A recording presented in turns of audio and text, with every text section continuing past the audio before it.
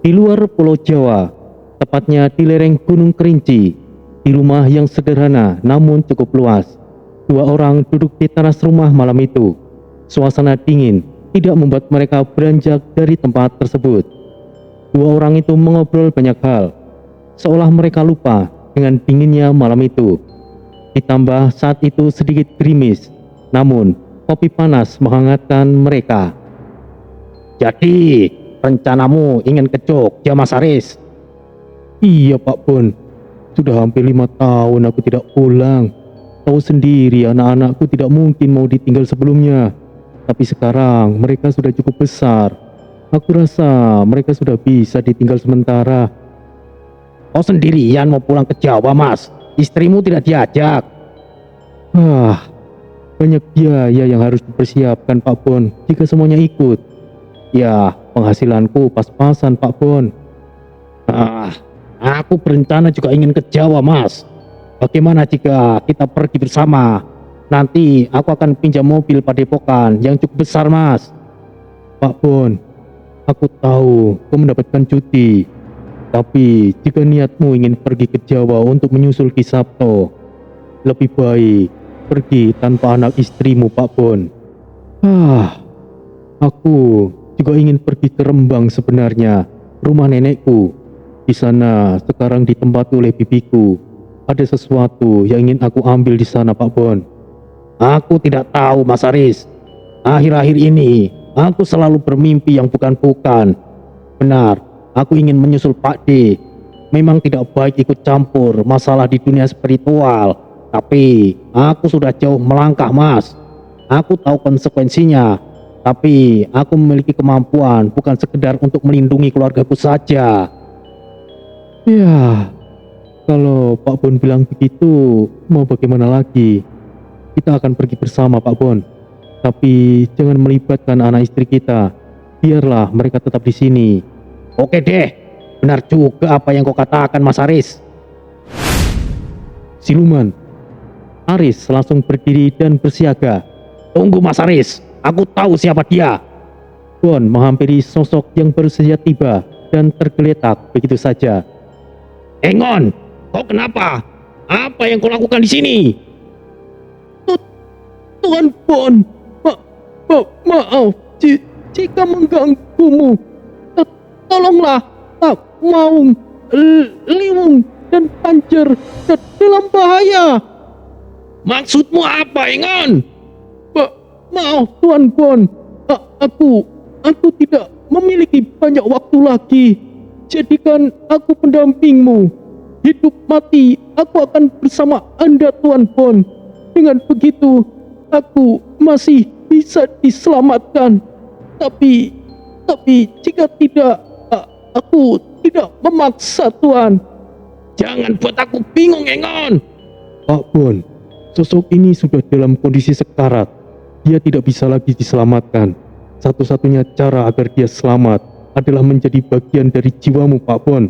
Kontrak hidup dan mati. Makhluk ini akan tetap hidup selama kau juga hidup. Sepertinya ada sesuatu yang membuatnya seperti ini. Tapi hal ini dia tidak punya banyak waktu untuk menjelaskan. Jika kau bersedia menjalin kontrak hidup dan mati dengan makhluk ini, kau akan mendapatkan ingatannya juga, Pak Bon. Tapi jika itu kau lakukan, selamanya kau tidak akan pernah bisa lepas dari jalan spiritual. Jahanam, buat aku bingung saja. Jika begitu, aku setuju. Jadilah bagian dari jiwaku, Engon. Terima kasih, Tuan Bon.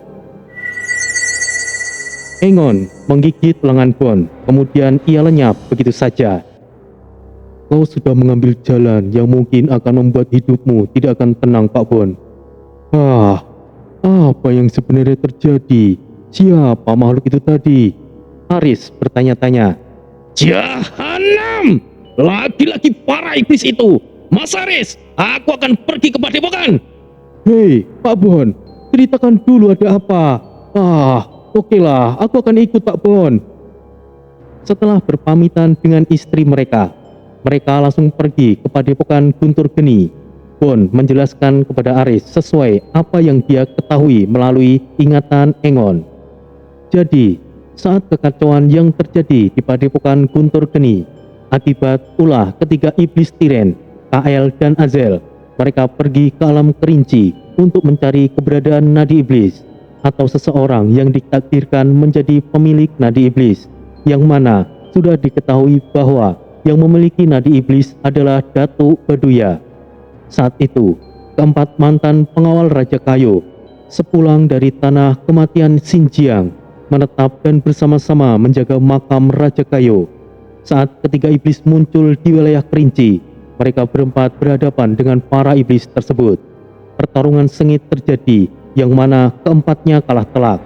Engon sempat melarikan diri dan bertemulah dengan Bon. Hanya Bon yang bisa dipercaya. Setibanya di Padepokan, Bon langsung meragas sukma menuju ke lereng kerinci ditemani oleh Aris. Makam Raja Kayu telah rusak parah dan Pangjer dalam kondisi yang sangat memprihatinkan. Perutnya berlubang, kedua tangannya putus. Tak jauh dari sana, Maung dan Liwung juga terkapar dalam kondisi yang sama-sama memprihatinkan. Pangjer! Pangjer! Oh, akhirnya aku bisa bertemu dengan Anda, Yang Mulia Kayu. Maaf, tugas hamba kini telah selesai. Apa yang kau katakan, Pangjer? Pak Bon, tidak perlu banyak bertanya. Ini aku tahu, ternyata mereka memang pengawal Raja Kayu. Jika kau ingin menyelamatkannya, maka buatlah kontrak sama seperti yang kau lakukan kepada Engon sebelum terlambat, Pak Bon. Ah, sial!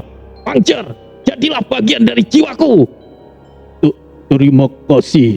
Sekali lagi, aku bisa melayani kembali Anda, Tuanku. Pangjer langsung lenyap. Maung, jadilah bagian dari jiwaku. Sudah aku duga kaulah orangnya. Liwung! Terima kasih, Tuan Bon. Kini kami akan melayani Anda. Akhirnya, keempat mantan pengawal Raja Kayu bisa diselamatkan. Akan tetapi, Bon harus mengorbankan kehidupan normalnya sebagai seorang manusia.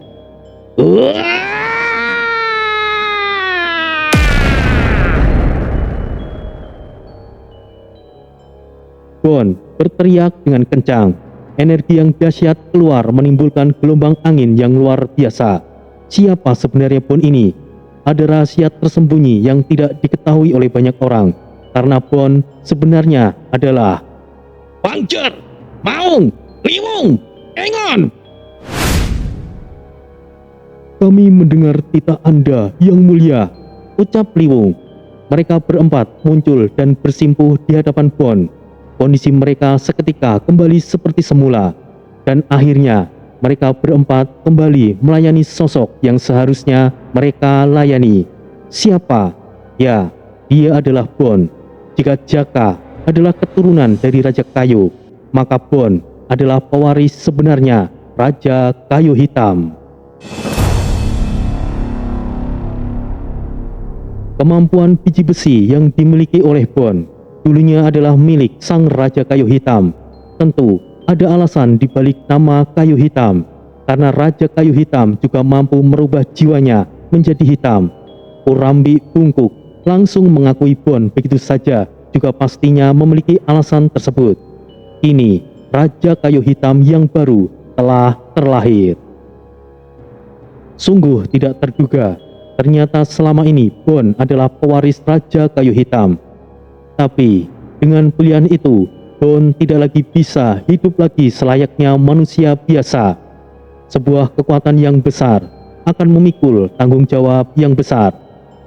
Pak Bon, kau telah memutuskan untuk mengambil jalan spiritual.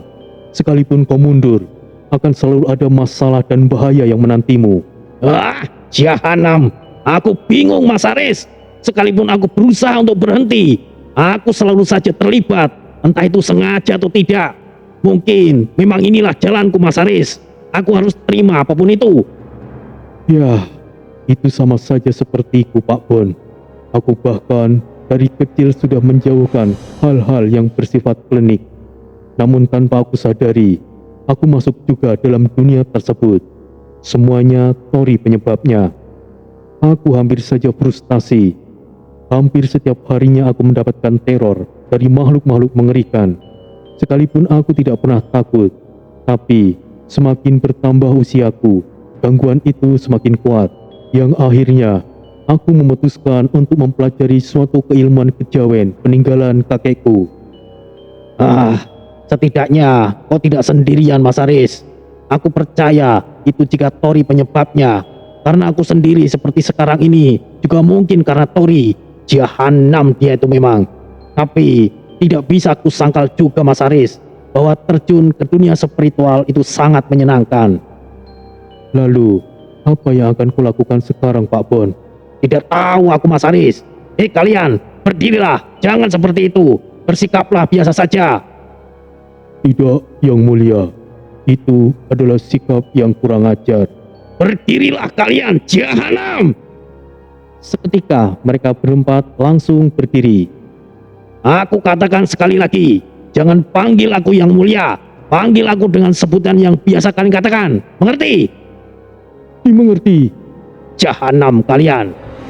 Katakan padaku, bagaimana dengan Kalungga? Baik, Tuan Bon. Kalungga masih belum kembali. Kemungkinan masih berada di alam naga, Tuan Bon. Syukurlah jika begitu. Jika tidak, Kalungga pasti dalam masalah. Bon! Kijoyo datang bersama seorang remaja pria. Ada apa, Kijoyo? Kenapa kau menyusul kemari? Kenapa juga kau bawa bocah itu kemari, Kijoyo? Di sini mungkin sangat berbahaya. Para iblis itu mungkin sepertinya masih ada di sekitar alam kerinci. Dia tiba-tiba ikut, Bon. Lagi pula dia juga menemukan posisimu. Balas Kijoyo sambil menggaruk-garuk kepala. Bocah, jangan seenaknya pergi ke tempat seperti ini. Ibumu menitipkan di padepokan untuk belajar, kau mengerti? Aku mengerti, Paman. Tapi aku khawatir Paman ada apa-apa. Lagi pula guru juga khawatir dengan Paman. Itu tidak benar, Bon. Kijoyo sekali lagi menggaruk kepalanya. Siapa anak ini, Pak Bon? Energi spiritualnya tidak biasa. Dia sekuat Tori saat sumurannya. Mas Aris, iya. Halo, Paman. Salam. Aku Wataru. Senang bisa mengenal Paman. Paman yang waktu itu mengusir para iblis itu kan? Wah, hebat. Paman sungguh hebat.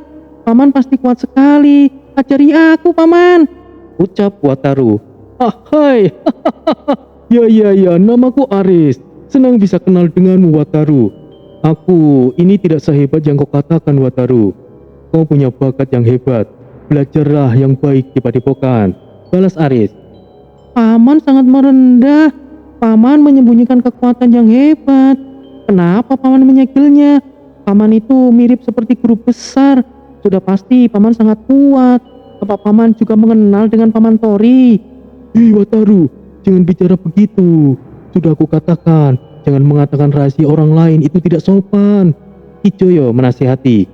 Siapa bocah ini? Dia sangat mengerikan. Di umurnya yang sekarang saja dia... bagaimana jika dia dewasa nanti? Batin Aris tidak menutupi keterkejutannya. Maaf Paman Aris, jika Wataru tidak sopan. Wataru menunduk seperti halnya orang-orang Jepang melakukannya. Tidak masalah. Tori itu adikku, Wataru. Ternyata kau mengenal anak nakal itu ya. Wah, pantas saja. Ternyata paman ini adalah kakak Paman Tori. Kalian, bisakah menjelaskan sebenarnya siapa Wataru ini? Don kemudian menjelaskannya. Seperti yang sudah diketahui, Wataru adalah anak Margareta dan juga Hiro Takeda. Seperti yang sudah terjadi, setelah banyak kejadian yang telah terjadi di Jepang, Reta memutuskan untuk menitipkan Wataru di padepokan Guntur Geni. Seperti yang Jaka arahkan, Wataru sama seperti Tori saat kecil. Energi spiritualnya sangat kuat dan berlimpah. Alasan para iblis sebelumnya nyasar bukan karena terpancing energi spiritual Aris. Itu karena energi spiritual Wataru. Dan seperti yang dikatakan oleh Wataru juga, sebagian besar kekuatan Aris memang telah dia tekan. Hal itu, Aris memiliki alasannya tersendiri. Karena Ki Sabto tidak bisa membimbing Wataru, sementara itu Wataru diajarkan oleh Kijoyo. Namun semua pemahaman yang Kijoyo berikan, semuanya telah dipelajari oleh Wataru hanya dalam sebulan. Kini, tidak ada lagi yang bisa Kijoyo ajarkan. Wataru bukanlah manusia biasa. Dia adalah anak ajaib yang mungkin hanya muncul dalam 1000 tahun. Dan juga mungkin satu-satunya harapan manusia di masa mendatang. Anak ini sangat mengerikan. Mungkin jauh lebih mengerikan daripada Tori. Jika dia mendapatkan pengajaran yang salah, akan sangat berbahaya. Kijoyo mungkin kuat, tapi dia tidak akan bisa melindungi anak ini, batin Aris. Hei Wataru, aku mungkin bisa mengajarkanmu jika kau tidak keberatan, tapi paman mau ke Jawa dulu. Ada hal yang harus paman lakukan. Setelah pulang dari Jawa, nanti paman pasti akan mengajarkan sesuatu yang hebat untukmu. Wah, benarkah paman? Terima kasih paman. Ah, tidak, terima kasih master, balas Wataru dengan senang. Baguslah. Aku sudah tidak mampu lagi mengajarkan apapun pada Wataru. Penilaian Wataru tidak pernah salah. Dia bilang, Mas Aris ini seperti guru besar. Itu artinya dia sekuat guru besar. Ya, bisa dimengerti. Dan aku juga sudah membuktikannya, batin Kijoyo. Baiklah, ayo kita kembali dulu ke Padepokan. Para iblis jahanam itu aku rasa tidak akan cari masalah dengan kita. Jika tujuannya adalah nadi semesta, aku rasa mereka tidak akan cari masalah lagi dengan kita. Semoga saja, tapi aku merasa khawatir. Tapi ya sudahlah, ayo kita segera pergi. Ledakan yang dahsyat tiba-tiba terdengar tidak jauh dari lokasi mereka. Auman macam gaib menggema yang terdengar begitu kencang. Suara itu Tuan Hanung. Jahanam, ada apa lagi kali ini? Kijoyo, bawa pergi Wataru dari sini. Baik Pon, Wataru, ayo pergi. Baik Guru, Paman Pon, Paman Ares, hati-hati. Pergilah bocah. Kami akan menyusul Wataru, balas Ares. Aku telah jauh tertinggal dari Bon, apalagi dibandingkan dengan Mas Aris. Sepertinya aku harus mengasah kemampuanku lebih tajam lagi, batin Kijoyo. Pangcer, Maung, Liwung, Engon, kita pergi ke sana. Siap Tuan.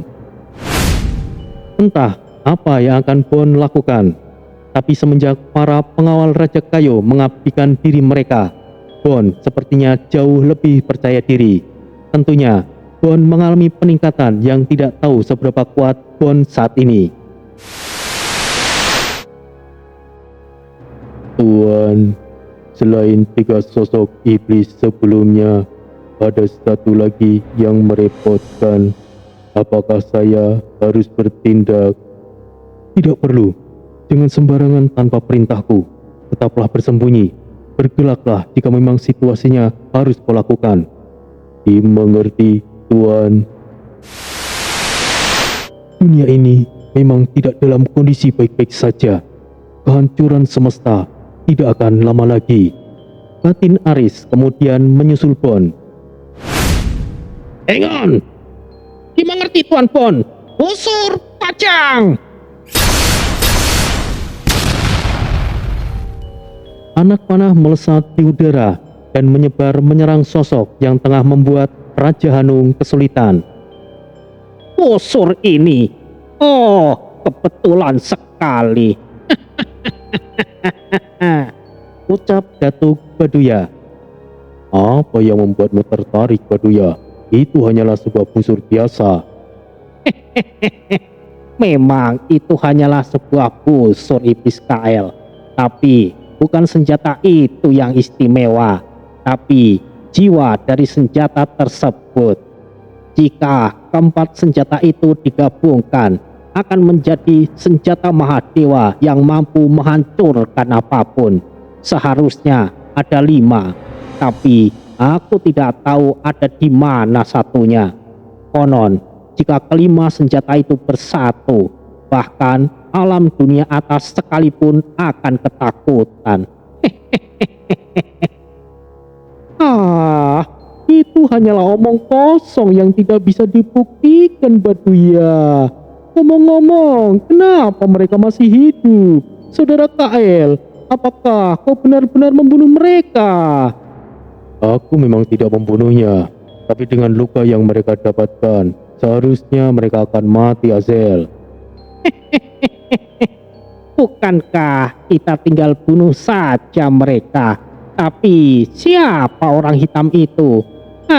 Bertambahnya satu lagi juga tidak jadi masalah. Apakah kau selalu bersikap seperti ini, manusia? Sosok hitam itu bahkan bisa menahan serangan kami bertiga. Kau kira kau bisa mengalahkannya? Kau terlalu percaya diri, manusia tua. Balas Tiren. Tidak, bukan seperti itu.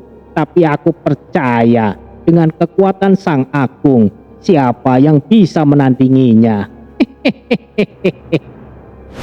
Ratu Iblis Tiren langsung terkejut setelah kemunculan Aris. Di belakang Bon, mata Aris bersinar putih. Tubuhnya terlihat besar bagi musuh yang melihatnya. Wah, sial, manusia itu lagi. Apa yang harus kita lakukan sekarang? Tanya Kael dalam percakapan batin. Apa yang kalian takutkan? Kita masih bisa mengalahkannya. Tidak perlu menahan diri lagi. Jika ia ingin menghalangi kita. Baduya tiba-tiba kabur begitu saja. Hei, Baduya! Apa-apaan dia pergi begitu saja, seperti melihat monster. Padahal dirinya sendiri adalah monster. Tutup mulutmu, Kael. Kau tidak tahu bagaimana rasanya dikendalikan oleh manusia itu. Apakah kau mau mencobanya?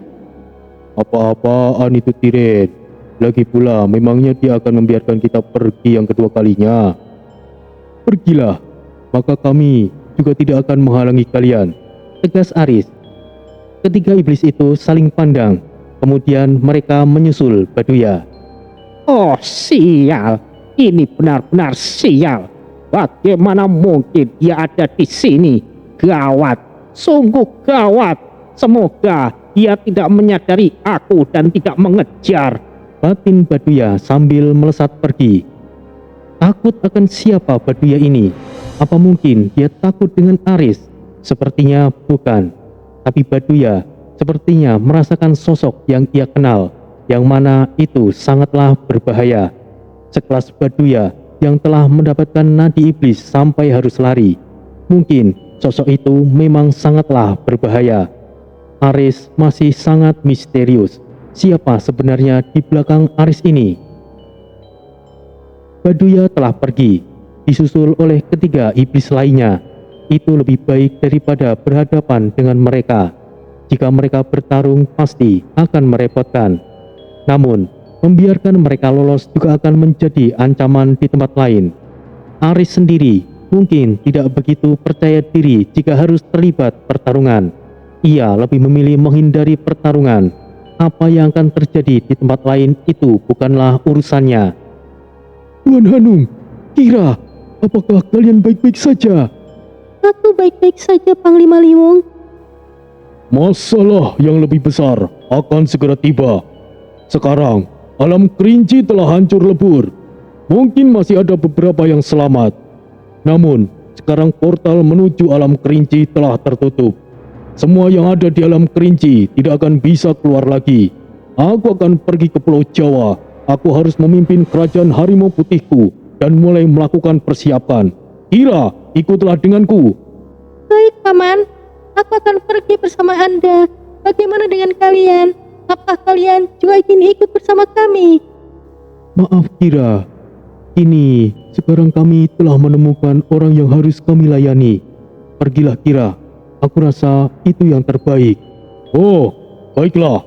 Untuk mempersingkat waktu, aku akan pergi sekarang. Terima kasih atas pertolongan kalian. Kira, ayo kita pergi. Baik, Paman. Tunggu dulu. Jika kalian pergi begitu saja, kalian akan melewati lautan. Hal itu akan sangat berbahaya. Mengingat saat ini situasi di alam spiritual sedang terjadi peperangan hebat, terutama di lautan. Jika berkenan, ikutlah dengan kami.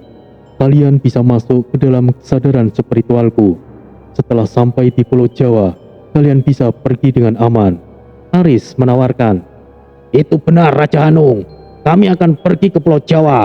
Lebih baik kau ikut dengan kami. Kalian akan lebih aman. Oh, benarkah? Baiklah jika begitu. Kapan kalian akan segera berangkat? Secepatnya.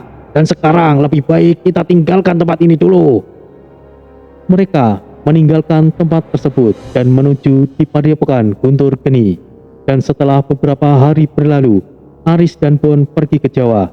Perjalanan mereka yang dipenuhi dengan misteri dan juga bahaya. Aris juga telah memutuskan untuk terlibat. Ia harus kembali ke Rembang untuk mengambil sesuatu yang sudah lama ia sembunyikan.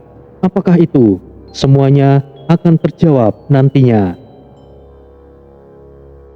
Setelah beberapa tahun berlalu di dunia spiritual, invasi iblis lautan berhasil dihentikan. Nusantara kembali damai, yang mana di dunia manusia itu mungkin sekitar beberapa hari. Jauh dari samudera dunia spiritual, di dunia manusia, sebuah kisah baru mulai terbentuk. Dua sosok yang ditakdirkan untuk berperan dalam melindungi Nusantara telah tiba. Bon, pewaris Raja Jambi yang mulia kayu dengan kemampuan uniknya dan bertahan absolutnya, serta Aris yang diyakini sebagai titisan Brahmana dengan bakat spiritual yang luar biasa, namun masih banyak misteri. Perjalanan panjang dari Jambi ke Yogyakarta telah mereka lalui. Setidaknya butuh waktu 5 hari bagi mereka untuk sampai di Jogja. Mas Aris, sampai mana kita ini Mas?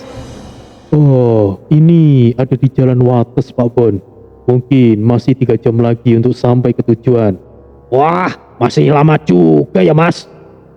Setelah beberapa waktu berlalu, mereka akhirnya tiba di kota Jogja, lebih tepatnya di kawasan hotel di mana Ki Sabto menginap. Salam Ki Sabto. Pakde, kau bermain cukup jauh, Bon. Oh, siapakah ini? Nama saya Aris. Saya adalah kakak Tori. Oh, kakak nak Tori. Senang bertemu denganmu. Sungguh tidak bisa ditebak. Mungkin setidaknya ia seumuran dengan Ki Joyo. Diakah titisan Brahmana? Aku sama sekali tidak merasakan tanda-tanda energi spiritual dari dalam dirinya. Atau mungkin jangan-jangan aku tidak mampu untuk mendeteksinya. Generasi baru memang sulit untuk ditebak. Batin Ki Sabto. Pakde, ada hal penting yang ingin kami bicarakan. Baiklah, mari ke tempat yang lebih nyaman. Di ruangan yang cukup nyaman di sekitaran hotel, mereka ngobrol dengan santai. Bon menceritakan semua terkait apa yang telah terjadi di Padepokan dan juga kemunculan ketiga iblis di alam Kerinci. Informasi tersebut sebenarnya sudah disampaikan oleh Ki Joyo juga, tapi Bon juga memiliki tujuan. Kini Bon tidak bisa lagi hidup normal selayaknya manusia biasa. Ia kini memiliki takdir dan tanggung jawab sebagai pewaris Raja Kayu. Bon akan aktif untuk ikut serta dalam misi yang akan dilalui Tori dan rekan-rekannya. Ki Sastro sebelumnya telah pergi. Ia memiliki tugas lain, yang jelas itu berkaitan dengan Keraton Merapi. Lalu, setelah beberapa waktu berlalu, Aris juga pamit. Ada yang ingin dia lakukan. Aris akan pergi ke tempat tinggal di mana dulu almarhum kakek dan neneknya terakhir tinggal, yaitu di Rembang. Di sisi lain, di belahan dunia yang jauh, tepatnya di Miami, Amerika Serikat, Tori dan rekan-rekannya, Jaka, Desta, Rio, Kaiten, Enola dan Kimi masih merasakan getir perjalanan mereka. Pengalaman menghadapi kekuatan misterius di sekitar Bermuda meninggalkan jejak mendalam di hati mereka. Namun, semangat untuk terus melanjutkan petualangan mendorong mereka untuk tetap menatap tujuan berikutnya di daratan Afrika. Ditambah lagi, mereka juga bertemu seseorang dari Papua yang bernama Misael. Meskipun begitu, Tori memutuskan untuk kembali ke Indonesia terlebih dahulu karena ada keperluan penting terkait pekerjaannya. Tanpa keberatan, teman-temannya mendukung keputusannya. Saat tiba di Jogja, Tori mengenang kembali masa-masa penuh kenangan dengan rekan-rekannya. Disinilah takdir membawanya bertemu kembali dengan Bon, yang dulu adalah rekan kerja sekaligus seperjuangannya. Bon, dengan aura kepimpinan yang kuat, selalu menjadi sosok yang tegas walaupun penuh dengan candaan, terutama saat berurusan dengan dunia gaib. Keduanya berbagi cerita tentang perjalanan mereka masing-masing, dan Tori menyadari bahwa tantangan besar masih menanti mereka. Hahaha, baguslah. Aku tidak perlu menyusulmu, Tori. Jahanam kau itu. Aku sudah mendengar semuanya, Pak Bon. Salam Ki Sabto. Entah apa yang berbeda denganmu, Nak Tori. Kau nampak lebih kuat lagi.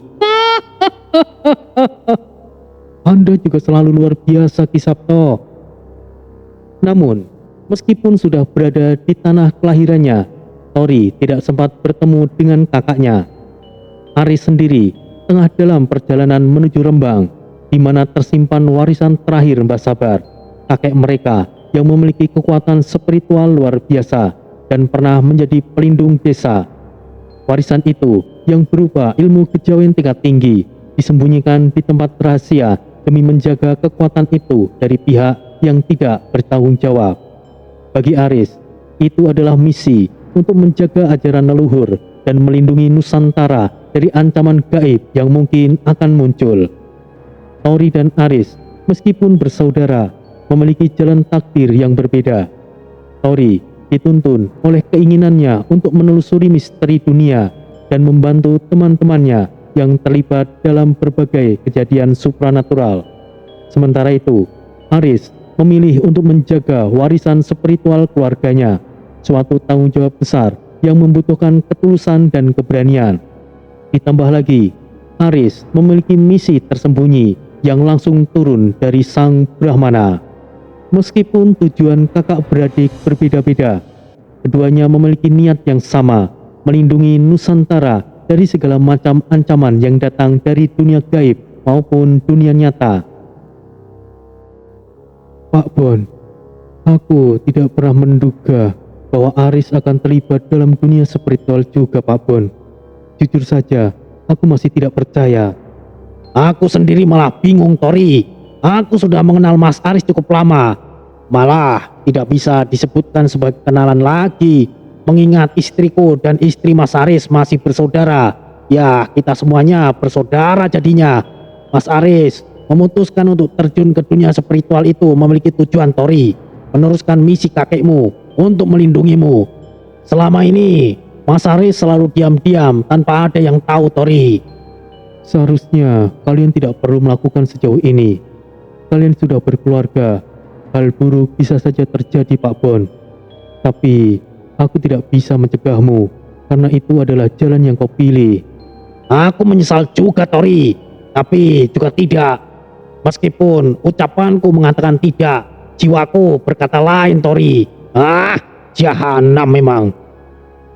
Di malam itu, Tori menatap langit Jogja yang penuh berbintang, sambil mengenang masa kecilnya bersama Aris dan cerita-cerita gaib dari Mbah Sabar yang selalu terasa seperti legenda.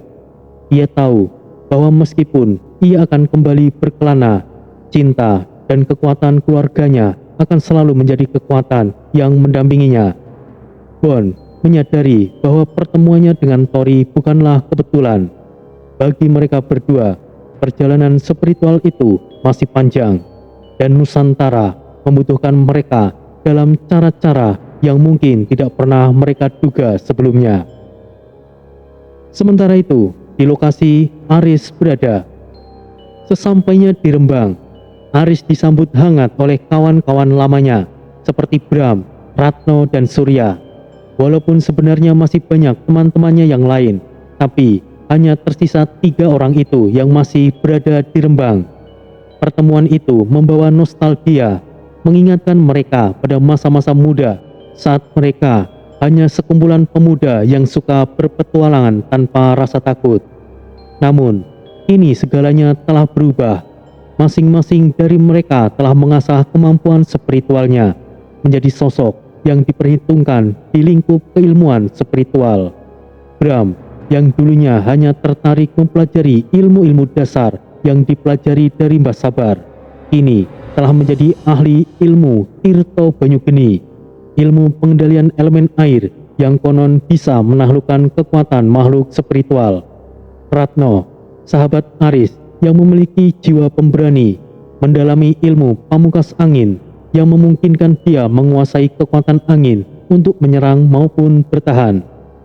Sementara itu, Suryo mempelajari ajian Waringin Sungsang yang memungkinkan dirinya untuk menghilang atau bersembunyi di balik bayangan. Melihat perkembangan teman-temannya, Aris merasakan kekuatan dan dukungan baru. Untuk pertama kalinya dalam waktu yang lama, ia merasa bisa membuka diri sepenuhnya.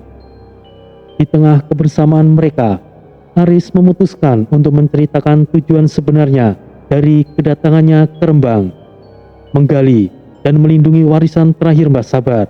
Para sahabatnya mendengarkan dengan seksama, memahami besarnya tanggung jawab yang kini dipikul oleh Aris. Mbah Sabar yang dulu adalah seorang penjaga spiritual di Rembang, menyimpan sebuah warisan yang bukan hanya sekedar ilmu, tetapi kunci untuk mengalahkan ancaman dari entitas gaib yang paling berbahaya. Bram, yang juga memiliki kepekaan batin yang tinggi, merasakan kehadiran energi yang kuat di sekitar mereka saat Aris berbicara. Riz, apa kau yakin warisan ini adalah jalan satu-satunya yang ingin kau ambil? Aku tidak bermaksud untuk mencegahmu, Riz, tapi menurutku ada hal lain yang lebih mendalam daripada hanya ilmu dan ajian, ucap Bram dengan nada yang serius. Aku tahu, Bram. Sebetulnya aku tidak ingin melakukannya, tapi semuanya sudah terlanjur. Dan ini juga bukan hanya tentang ilmunya, ini adalah tanggung jawabku. Dan aku merasa bahwa Mbah Sabar meninggalkan warisan ini untuk suatu alasan yang lebih besar. Oke, aku akan mendukungmu, Riz. Sungguh, aku ikut kehilangan setelah kepergian Mbah Sabar. Tapi ini kita bisa meneruskan semangat beliau. Ajaran dan warisan beliau tidak akan hilang di hati kami, Riz. Ya, aku setuju dengan Bram, balas Ratno dengan kepanjangan Ratno Suwanto yang kerap dipanggil Wanto. Aku melu wes, sahut Suryo. Mereka akhirnya memutuskan untuk bersama-sama menuju ke tempat persembunyiannya warisan tersebut. Di sebuah gua terletak di perbukitan tidak jauh dari desa. Perjalanan ke sana tidak mudah. Mereka harus melewati hutan lebat dan beragam rintangan mistis yang seolah menguji keteguhan mereka. Aris memimpin, sementara Bram, Ratno, dan Suryo menggunakan kemampuan masing-masing untuk menjaga perjalanan tetap aman. Saat mereka tiba di depan mulut gua yang tersembunyi oleh pepohonan tua dan lumut yang tebal, Aris merasakan kekuatan gaib yang sangat kuat. Dengan hati-hati, mereka melangkah masuk ke dalam gua. Di dalam gua tersebut suasana dingin dan mistis menyelimuti mereka. Dengan dinding yang dihiasi ukiran-ukiran kuno dan simbol-simbol kejawen yang berisi petuah leluhur. Tempat itu dulunya adalah tempat tinggal khusus di mana Mbah Sabar melakukan aktivitas spiritualnya. Di titik terdalam gua, mereka menemukan sebuah kotak kayu tua yang dipenuhi segel energi. Saat Aris mencoba membuka kotak tersebut, sebuah energi kuat memancar dan suara bisikan Mbah Sabar terdengar, seolah hadir bersama mereka, memberikan arahan dan juga petunjuk. Nah, warisan ini bukanlah sekedar ilmu, tetapi juga kekuatan untuk menjaga keharmonisan Nusantara. Hanya yang memiliki jiwa murni dan niat tulus yang bisa membuka rahasianya. Entahlah kau Aris atau Tori, tapi hati-hatilah. Apa yang Mbah simpan di sini adalah sesuatu yang Mbah sekalipun tidak bisa mempelajarinya. Ucap suara yang menggema di dalam gua tersebut. Nis, apa itu? Itu suara Mbah Sabar. Bram merinding ketakutan. Kau dari dulu masih saja penakut, Bram. Aku bukannya takut toh, aku kaget saja. Suara barusan adalah sisa energi spiritual Mbah Sabar. Itu hanyalah jejak yang ditinggalkan. Jika selain aku dan Tori yang memasuki gua, sisa energi spiritual Mbah Sabar pasti akan menyerang. Jelas Aris. Aris dan teman-temannya bekerja sama memecahkan rahasia dalam kotak tersebut.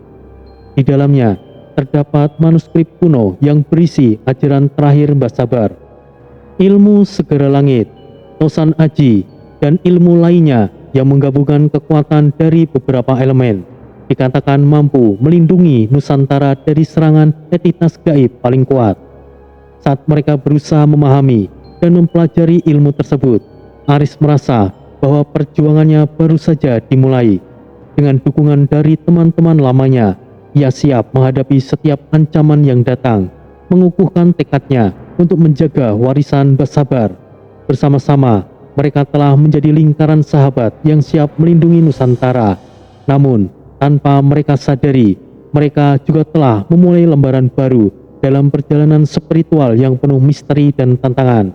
Aris tentunya akan memiliki rekannya sendiri, perjalanannya sendiri, dan membantu adiknya dalam bayangan, dan tentunya misi rahasianya sendiri. Setelah Tori menyelesaikan urusan pekerjaannya, ia bersama Bon dan Kisapto menuju Keraton Merapi.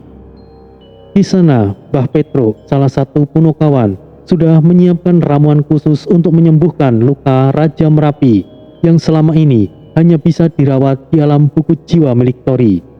Ramuan Mbah Petro yang penuh khasiat akhirnya membuat Raja Merapi sembuh total. Tidak hanya itu, Nyi Blorong, tangan kanan Nyi Roro Kidul yang juga dirawat di alam buku jiwa kembali pulih berkat ramuan istimewa tersebut.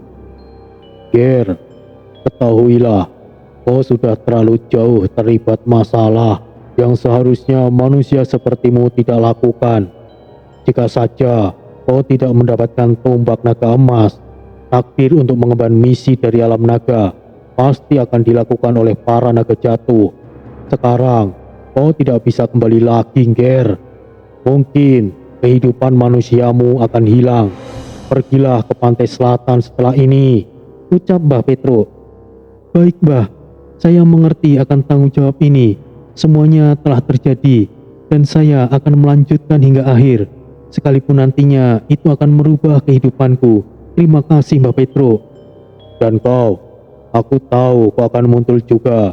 Kayu adalah manusia yang baik, tapi perjalanan hidupnya tidak sebaik kelihatannya.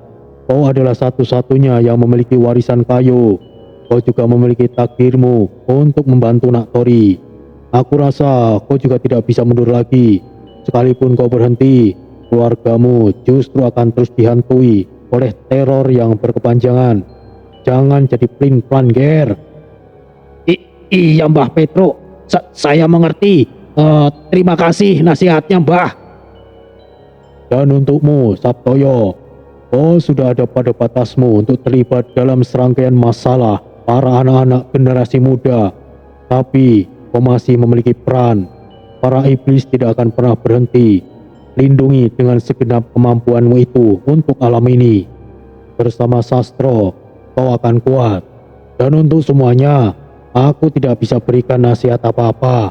Dan satu lagi, Ger, setelah segala urusanmu selesai, temuilah Romo.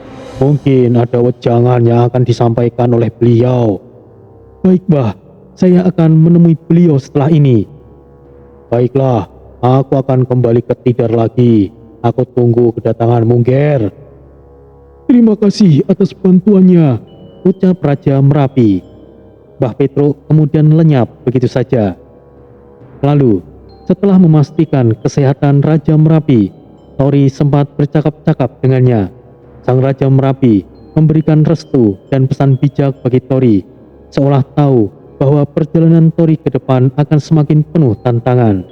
Dengan penuh hormat, Tori berterima kasih sebelum melanjutkan perjalanannya ke pantai selatan, di mana kerajaan Nyi Roro Kidul berada. Selain mengantar Nyi Blorong kembali, Tori juga diundang oleh Nyi Roro Kidul sendiri. Setibanya di pantai selatan, Tori disambut dengan suasana mistis dan anggun dari istana laut milik Kanjeng Ratu Kidul. Ombak bergulung di lautan, menyambut kedatangan mereka dengan dentuman ombak yang terasa penuh keagungan.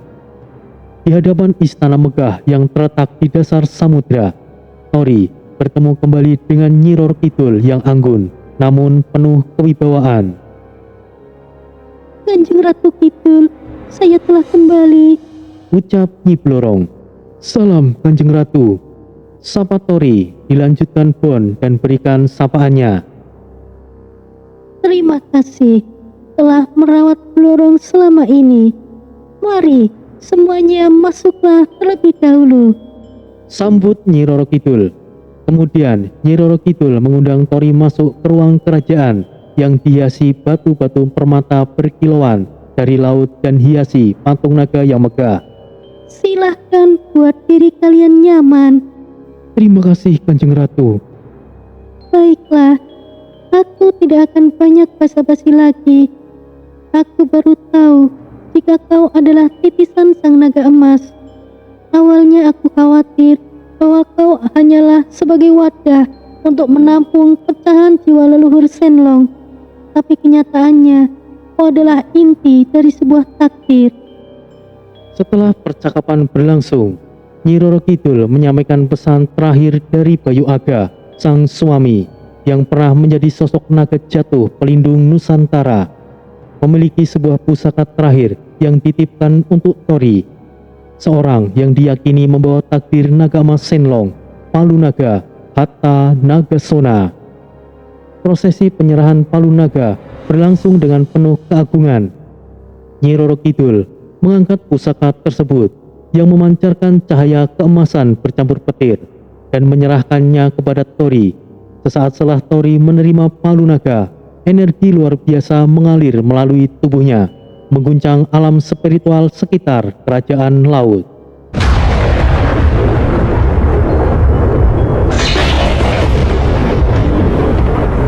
Langit di atas samudra pantai selatan berubah mencekam dengan kilatan petir yang menari-nari seolah menyambut pemegang pusaka baru itu. Ombak besar pun menggulung dengan hebat seolah memberi penghormatan kepada Tori yang kini memegang takdir sebagai pemusnah para iblis. Dan kini Tori memiliki 3 senjata pemusnah iblis yang legendaris: tombak naga emas, bala naga sona. Kekuatannya terikat dengan takdir naga emas Shenlong, memiliki elemen petir tertinggi dan menjadi kunci utama senjata pemusnah iblis. Trompet kematian, seringa naga sona, suara merdunya mampu memanggil roh-roh purba untuk membantu dalam pertempuran, dan suara kerasnya mampu menghancurkan apa saja yang dilewatinya. Warisan semangat sang Raja Abimanyu. Senjata ini salah satu yang menjadi elemen unik, yaitu elemen suara. Palu Naga, Hatta Nagasona, kekuatannya dahsyat, mewarisi pantang menyerah Bayu Aga, memiliki daya hancur yang luar biasa, dan memiliki elemen tanah yang mampu mengguncang apapun saat palu menyentuh tanah.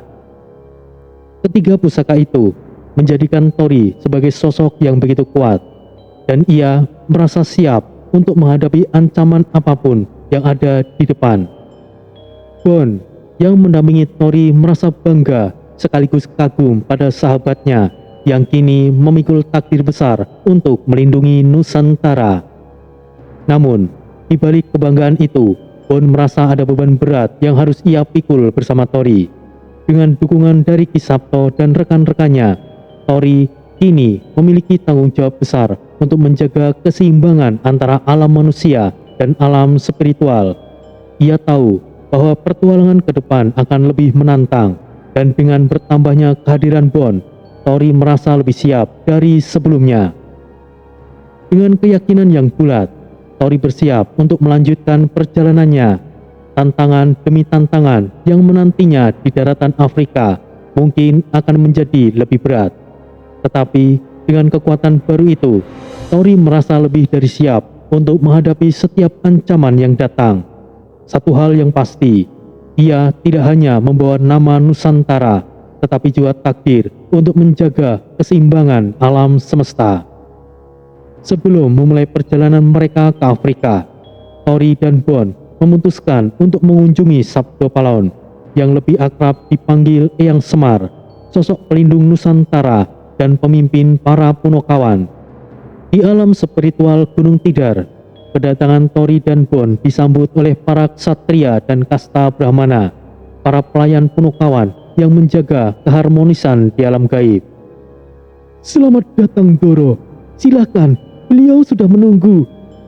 Terima kasih. Penjaga tersebut tersenyum hangat di wajah sangarnya. Setelah melewati jalan setapak yang dipenuhi aura magis, mereka tiba di hadapan Eyang Semar.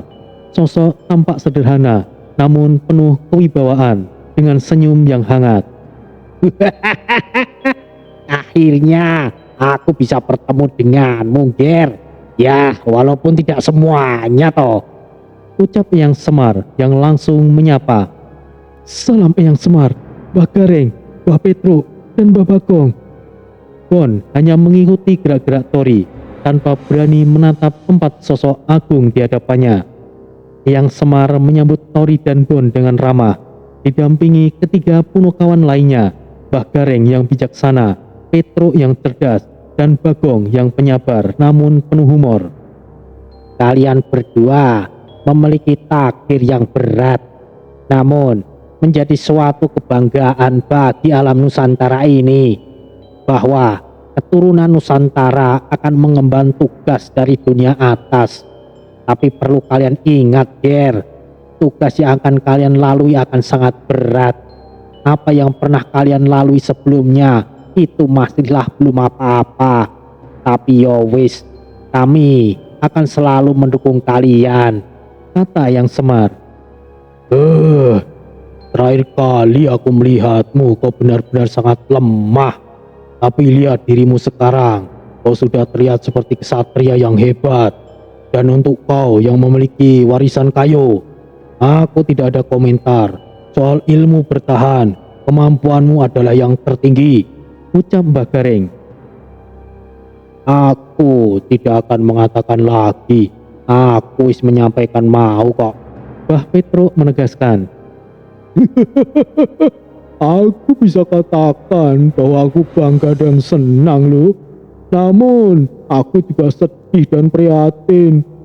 Kau mungkin adalah manusia pilihan yang membanggakan Nusantara. Tapi ya di sisi lain, kowe mungkin kehilangan kehidupanmu selayaknya menungso. Nasihat kami ya seperti ini gak begitu berguna ngono loh. Tapi aku secara pribadi senang bertemu dengan kalian, sahut Mbah Bagong. Terima kasih para Punokawan yang agung. Suatu kehormatan bagi kami bisa berjumpa dengan Anda sekalian, balas Tori. Para Punokawan satu persatu memberikan wejangan kepada Tori. Mbah Gareng menekankan pentingnya keharmonisan antara kekuatan dan belas kasih, mengingatkan Tori agar tidak terperangkap dalam keinginan untuk menghancurkan musuh tanpa memahami keseimbangan alam. Petro berbicara tentang kebijaksanaan dalam strategi, menyarankan agar Tori selalu waspada terhadap tipu daya para iblis dan siap berpikir selangkah lebih maju. Mbah Bagong dengan gayanya yang humoris namun penuh makna, mengingatkan Tori agar selalu mengutamakan kebersamaan dan tidak melupakan peran setiap rekan di sisinya. Terakhir, Eyang Semar sendiri memberikan pesan yang mendalam. Beliau mengingatkan Tori bahwa kekuatan besar yang ia pegang bukanlah sekedar untuk melawan para iblis, tetapi juga untuk menjaga keharmonisan alam spiritual dan dunia manusia. Ingatlah, Ger, bahwa setiap langkah yang kau ambil akan menentukan keseimbangan dua alam. Jangan biarkan kebencian mengaburkan tujuanmu. Adanya kami di sini bukan berarti kami bisa melakukan segalanya. Kami ada hanyalah untuk menjaga keseimbangan alam Nusantara ini. Kami tidak bisa bertindak jika alam atas juga tidak bertindak. Suatu masalah di alam bawah itu bukanlah wewenang kami. Tapi aku tegaskan, Ger, kami pasti akan melindungi sanak saudara, keluarga, dan kerabat kalian. Jadi, kalian tidak perlu khawatir. Dan aku akan menobatkan kalian semuanya, tidak terkecuali semua rekan-rekan lainnya. Kalian akan dikenal sebagai kesatria Nusantara, ujar Eyang Semar sambil menatap Tori dan Bon dengan penuh kasih sayang. Matur sembah nuwun, Eyang Semar, balas Tori. Setelah menerima wejangan dari para punokawan, Tori merasa beban yang dipikulnya kini lebih ringan karena paduan yang diberikan oleh mereka. Bon yang setia mendampingi Tori juga mendapatkan wawasan baru dari para punokawan, terutama dari Bagong yang mengajarkan tentang kesetiaan dan keberanian. Kini saatnya mereka memulai perjalanan panjang menuju Afrika. Mereka akan bersama Desta, Jaka, Rio, Kaiten, Enola, Kimi, dan rekan baru mereka, Misael. Misael merupakan seorang penjaga spiritual dari tanah Papua, bergabung dengan tim mereka setelah mendengar tujuan rombongan Tori akan pergi ke gurun badai iblis Afrika yang dipercaya menjadi sarang para iblis. Di sana, pusaran energi gelap berputar seperti badai raksasa, mengancam untuk melepas kekuatan yang dapat mengguncang seluruh dunia. Dengan tekad yang semakin bulat, Tori memimpin timnya. Mereka menaiki kendaraan spiritual yang telah diberkahi dengan perlindungan para punokawan, menembus samudera dan menyeberangi berbagai dimensi gaib untuk mencapai gurun badai iblis. Angin kencang dan arus energi gelap terasa semakin intens saat mereka semakin mendekat ke benua Afrika. Para iblis dan makhluk-makhluk kegelapan yang mereka temui di sepanjang perjalanan tidak menghentikan semangat mereka. Justru semakin memperkuat tekad mereka untuk melindungi keseimbangan dunia. Kini, di hadapan gurun badai iblis yang mengintimidasi, Tori dan timnya siap untuk menghadapi segala bahaya. Berbekal wejangan dari para punokawan, kekuatan dari 3 pusaka naga sona, dan persahabatan yang erat, Tori yakin mereka akan mampu menghadapi kegelapan yang menyelimuti tempat tersebut. Tantangan yang lebih besar dan ujian yang tidak terduga menanti. Tetapi Tori dan para rekannya siap untuk melawan demi menjaga kedamaian Nusantara dan dunia manusia. Dan mereka akan dikenal sebagai seorang kesatria Nusantara.